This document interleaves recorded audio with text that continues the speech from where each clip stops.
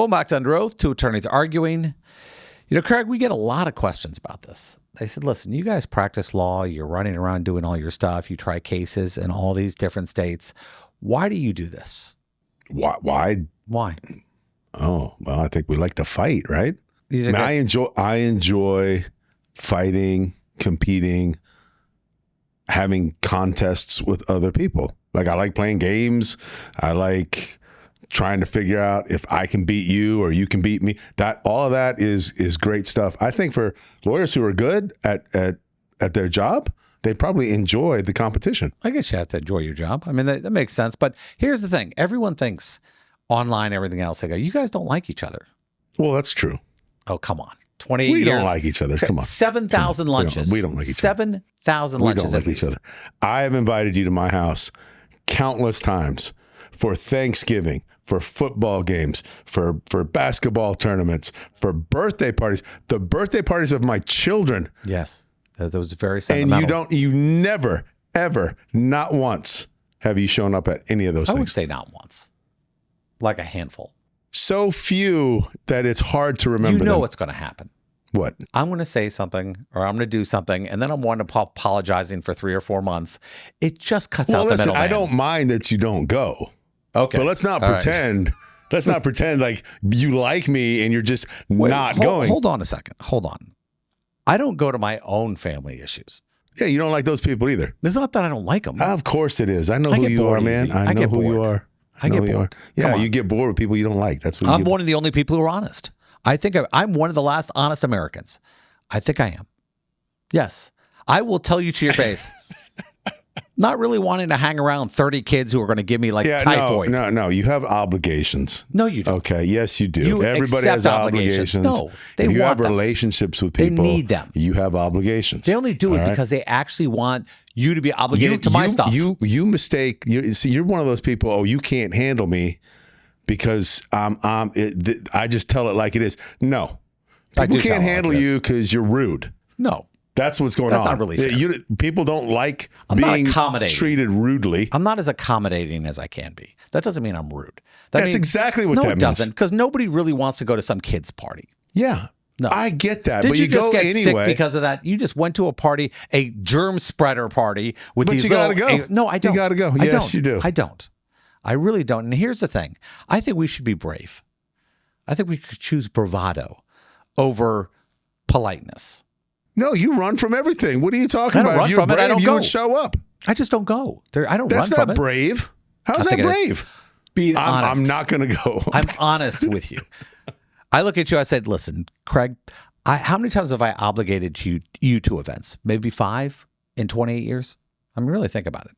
Because you don't like me. I do like you. I don't invite anybody. If you like me, you would invite me to more things. No, when are you going to invite me over to watch the 4th of July on Lake Eola? You have the perfect setup.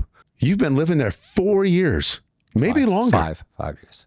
Yeah. You know how amazing that would be to watch the 4th of July? It is amazing. I know it is. It's amazing. When have you invited me? Oh, come on. Come on, what? You know it's not about that.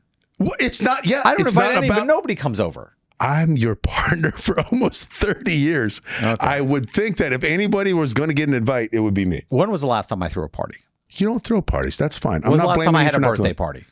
I'm not blaming you for not throwing parties. Did I invite you over, force you to eat the rubber chicken? I didn't do that. I don't do that to people.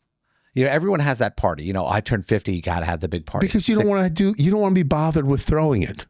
You don't want to have to, oh God, I got to invite people. I got to make sure there's food. I got to make sure there's music. I got to make sure there's alcohol. I got to make sure everybody has a good time. You just don't want to deal with it. So your way is just like, hey, I'm doing everybody a favor by not throwing this party. No, you're doing yourself a favor. I don't like obligating. I like giving back to people. I like doing good things for people. I don't like forcing people to do things because I don't want to be forced to do things. I actually took crap, and I'm going to take crap over this part right here. As long as you know. I have a niece or nephew, so if you're going to complain, I didn't. She had a second wedding, okay? And I had another event. I was doing Comic-Con that I had. And my mother and sister were I can't believe you didn't show up. I'm going, first off, it's a niece or a nephew. Okay. I did have something. You already had the plane reservations. I had everything. Yeah, we had people, booked. we had staff, we had everything. Yeah, and I couldn't get from San Diego to wherever. Well, and not to stick up for you because I hate doing that, but you weren't going to the comic thing just to attend it. No, I had books. Were a participant. You were selling your books. Yeah. I'm selling, signing, I'm Yeah. You know, anyone that gave you a hard time for not going to that wedding. I mean, that's a very expensive event to be able to pull off. Yeah, of course. And it would have been, and I'm not saying it was a second wedding, but I mean, come on. I mean, the first one. You're not saying it was a second wedding. It was definitely a second wedding. It was a second wedding, but I mean, the point was, it doesn't carry the same prestige as the first one. I agree. I mean, were you at the first one? No. But all right, let's look. Do we have a topic? Yeah, we have a topic. Okay. Let's see what this one is. We could go on just to our personal life. I'm sure. I know. It's fascinating. People love that, and they go, you know, Jeff seems a lot nicer in the commercials. Okay. I was denied a routine mammogram because I wouldn't consent to the use of my photos or video for media publicity. The clinic said they would only provide care if I signed full consent form without removing that clause. I think we're missing something. No. It seems like this business requires you to be like... I will bet you money that particular organization was doing the mammograms for free. And they were only going to do it to people who agreed, hey, we got to be able to, you know, we want to, if we're doing this nice thing for people in the community, we want to be able to show the faces of people in the community who came to our clinic. Hey, here's some of your neighbors. Here's some of the friends and family members from your very small town. Look, they trusted us with this very important thing. You can trust us too. So yeah, I get that if they weren't charging for it. Okay. So in the scenario where they're not charging and the charge for it is you giving up your rights. Okay, I understand that. But I don't have that fact right now. I can only assume that businesses are doing what everyone does right now. They want to put that face out there. Like, this person got me $5 million. I think in the mammogram, that's not the face that they're trying to put out there. Well, no. Have you ever seen a mammogram? There's nothing, you don't want to see any of that. There's like a machine that pushes down. It ain't great. They have to have a better way to do that. You would think with technology, the way it exists, NVIDIA needs to improve their chips. We can put a guy on the moon, but we can't figure out a better way to do that test. Oh, the finger and the mammogram. These are two things that they need to work on. Your right to your likeness, basically, is what you're talking about there. And that lady's upset that as a condition of her getting the test, that seems weird. That can't be in... Actually, I think there's a way around this. Doctor says, listen, it's the way we do it. If you don't want to do it, you don't have to be one of our patients. Now, if I'm forced to treat you, that's different. But if I'm not being forced to treat you and I'm just a doctor and you came to me, I said, well, our policy of our practice is to do this. Yeah. And if you don't want to be if you don't want me to do it and you want some other doctor, that's fine. Go. Yeah, I agree with you. But if she has to go to that clinic or that set of doctors because that's who her insurance company says she has to go to, then I don't think that they can withhold the treatment based on her refusal to give up her image. That seems like that would be actionable if that was the scenario. I had a doctor who, when I had this thing on my eye, and they take out the camera, and I'm going, no, I'm not. I don't want to be part of your portfolio here. And I don't want the pamphlet. They kept pushing it. And finally, the doctor says, listen, I don't do it unless you do this. He goes, well, I said, listen, I do not authorize you to use me as your advertising. And we had a fight over it. We really did. I mean, not a fist fight, but I mean, I finally said to him, I said, listen, how can you do this where I am unrecognizable? Because I do a show, I do this, and I don't want to be on your website. I don't want any part of your advertising. And he was offended that I didn't want to be part of his advertising. And I think that's BS. And I think that the world we live in right now, because of the internet and everything else, everyone feels that everything needs to be online 24/7. And I know what it's like. I put a lot of my personal stuff out there, but you have to if you're running a business. But I think there's a certain privacy to medicine. Like, I don't put on the details of my clients' cases or say, this guy told me this, because I have a duty not to release this. But I guess certain clinics and everything else are saying, hey, we do what we want to do.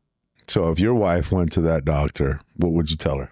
I'd say, you want to go to a Jeff, this doctor's making me sign something. Do you want to go to a different doctor? That's the only thing I could say to her. Go to a different doctor. And she would go, I love this doctor. Well, this doctor will only do it if you take the picture. You got to make a decision. In this case, I would, if a doctor says this to me and they try to force me to do something and I am that uncomfortable, go find another doctor. That's the only way to work. Now, what is the limiting principle on that? Privacy. If you take it the next step. HIPAA. Next step. Your records. Hey, listen, I'm not going to treat any of my patients unless they agree to participate in my advertising. That's step number 1, right? Step number 2, what's the next one? I'm not going to treat you unless you allow me to share your details with everybody. Exactly. The exact procedure that I did. I want to be able to use you if I want to teach this at schools, colleges, other clinics. Can they do that? Is there a limitation? And does the Hippocratical oath come in here at all? Aren't you supposed to want to help people and treat them and not worry first and primarily about your advertisement? This is a doctor putting his practice and his business ahead of a patient's need for medical care. Oh, really? You mean people do things for money? That's not surprising by itself, but for a doctor, isn't that surprising? I mean, of all the professions, you think doctors? How many times have? Hold on, we have deposed many doctors. Not always great people. Oh, I went to medical school. I'm a great person. No, you're not. You're a regular person who went to medical school. Yeah, but to withhold your skill and your training, bad people, because the patient won't do something you want, i.e., bad people. They exist everywhere. Doctors, lawyers, judges, everywhere. You and I have sat there and watched some of the worst people in the world with very, very, very important jobs. I mean, hell, presidents, senators, House of Representatives. I mean, come on. You've seen the nutcases who work for the House of Representatives. I mean, we all have. These people have no problem showing how bad they are.